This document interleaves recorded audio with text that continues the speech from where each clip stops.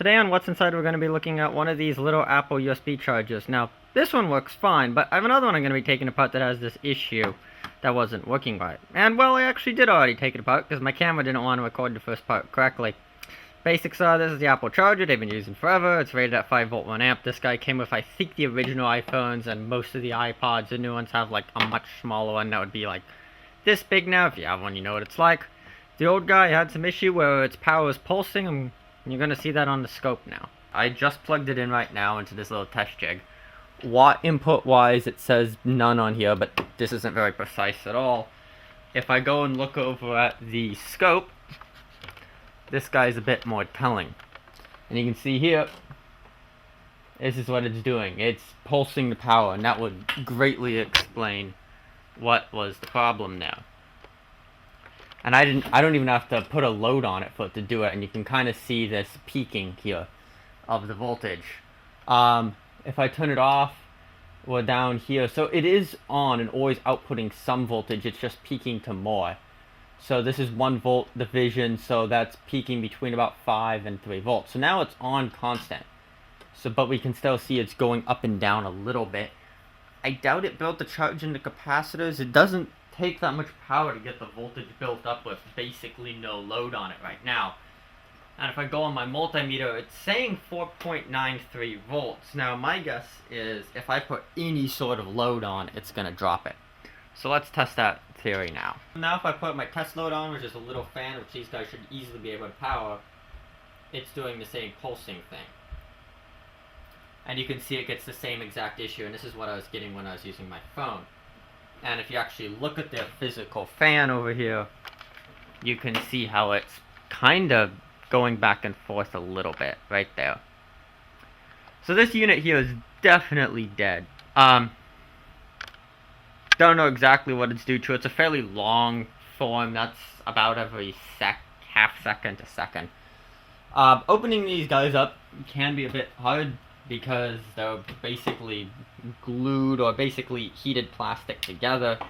So the only way I found to open these is basically Dremel around this line and they pop open, but it's annoying, so let's do that. And now it's been cut along with the Dremel. I've opened a few other laptop chargers and stuff made by Apple in this similar design, and this is basically the best way to get them open. So now I got the whole unit apart here. I accidentally broke this board here. And you can see they did have a little chunk right here. And that looks like just to be a high voltage isolation slot here. So there's no electrical connections other than a few capacitors and stuff here to keep it. So this is the low voltage out from the transformer here. Is there opto?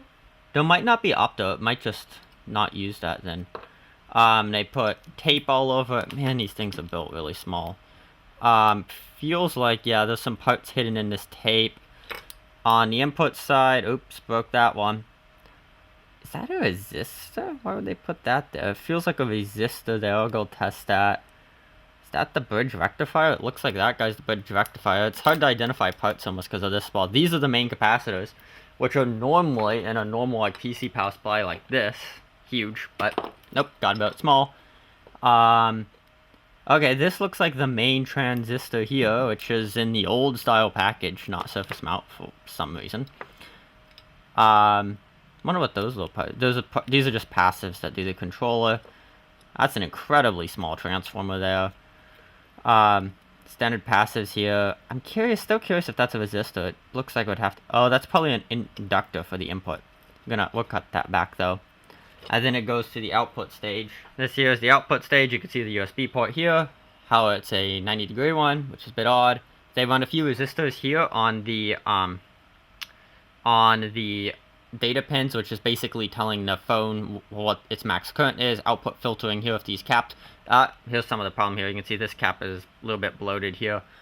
I doubt that would be the only issue, but it's definitely helping it. These guys do seem to get quite warm. Can't troubleshoot it unfortunately because it did fall apart and I don't really want to. And that's about it for the inside of these little Apple switch mode power supplies. These are the real deal. If you look online you can find teardowns of like the cheap Chinese ones which have almost no parts in these things.